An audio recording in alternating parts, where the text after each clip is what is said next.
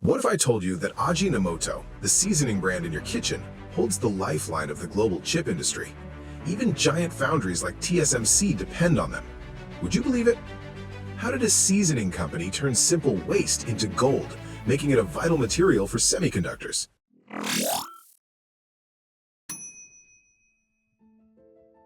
The secret to a powerful chip is shrinking transistors as much as possible.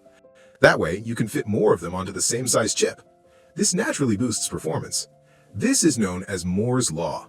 However, Moore's Law is hitting physical limits. The most advanced process is now 2 nanometers. The next generation will be even smaller.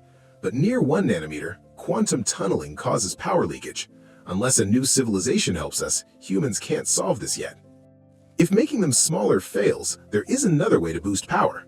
It's called advanced packaging. Stacking different chips like GPUs and HBM together to maximize efficiency. This is TSMC's ACE, CoWoS. But stacking isn't just piling things up. When you integrate chips onto a single substrate, the internal wiring becomes incredibly dense and complex. Wires are now thinner than a human hair. Inside this nanometer scale space, you need insulation, heat resistance, and no warping.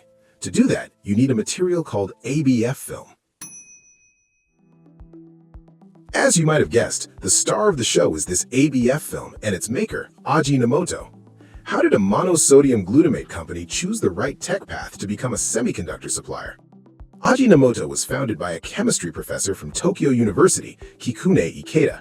In 1908, he used a bowl of kelp soup to extract MSG, the source of umami. We know it as monosodium glutamate. He founded Ajinomoto the next year, starting his MSG empire. For mass production, they stopped using kelp. Instead, they used fermentation. Just like making yogurt, microbes digest sugarcane molasses or cornstarch to create large amounts of MSG. But after fermentation, there was a byproduct liquid full of amino acids. A rookie researcher, Koji Takeuchi, was assigned to study this waste. It might have felt like a punishment. Surprisingly, Takeuchi found a resin-like substance with excellent insulation properties. But without a buyer, it was still just waste. After years of waiting and setbacks, it was finally 1996. The opportunity arrived. The home PC market was booming. CPUs were getting more powerful. Wires and pins on substrates increased, requiring layer-by-layer construction.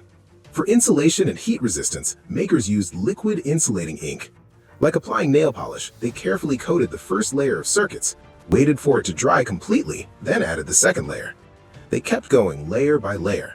This method was incredibly slow and prone to errors. If the coating wasn't perfectly even, insulation would fail, and the expensive CPU would be ruined. Then, a manufacturer had an idea similar to CoWoS. If insulation could be a film instead of a liquid coating, problems would be solved.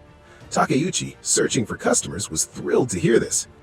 He gave the tough task to another rookie, Shigeo Nakamura, telling him to turn their waste resin into the required film.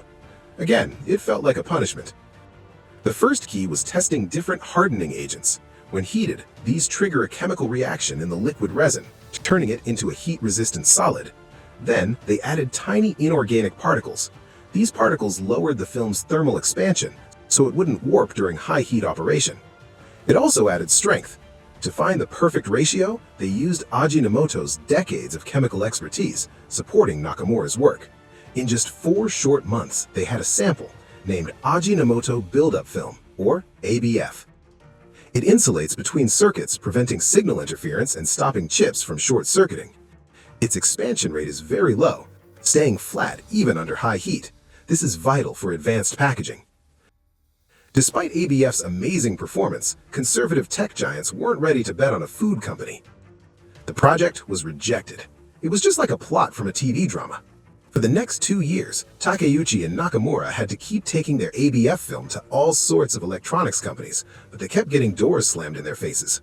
The little piece of waste still couldn't find a customer. Then came 1999. Intel released the revolutionary Pentium 3 CPU. The number of transistors inside exploded, meaning the substrate connecting the CPU to the motherboard had to pack in way more wiring. The insulation layers had to be much more reliable, and the casing switched from ceramic to plastic.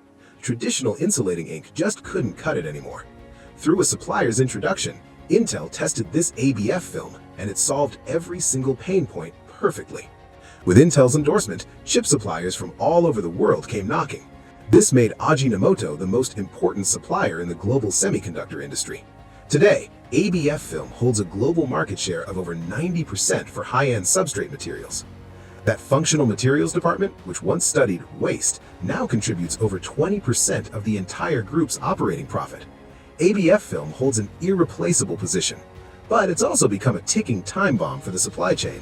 When the pandemic hit, PCs, laptops, and consoles became incredibly popular due to lockdowns. This sent chip demand skyrocketing, but the production capacity for ABF film was nowhere near enough. Starting in the fall of 2020, delivery times for ABF film stretched from the usual 8 weeks to more than 30 weeks. Even though TSMC has the most advanced manufacturing, the lack of this one key material caused a massive pileup in the packaging lines.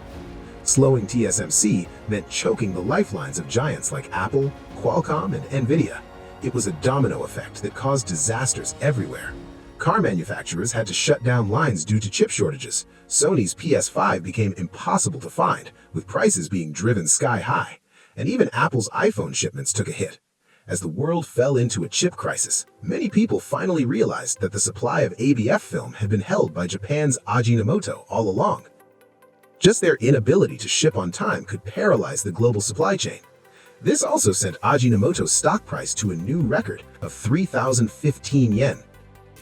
Looking back at Ajinomoto's story, it's clear that their dominance in the chip supply chain isn't actually a surprise. After all, if you dig deep enough, the core of the semiconductor industry is really just chemistry and material science. Ajinomoto might be a food company, but it was built on chemistry. They also place great value on basic research. Even if we joke that this was a punishment, it shows the company was willing to spend 10 or 20 years investing heavily in R&D, waiting for a little piece of waste to evolve. Japan has quite a few companies like this, like Shinetsu Chemical, which makes silicon wafers, or Tokyo Oka Kogyo, which makes photoresists. They are all vital upstream suppliers. They're willing to put in the time and quiet work to refine key technologies that no one else has.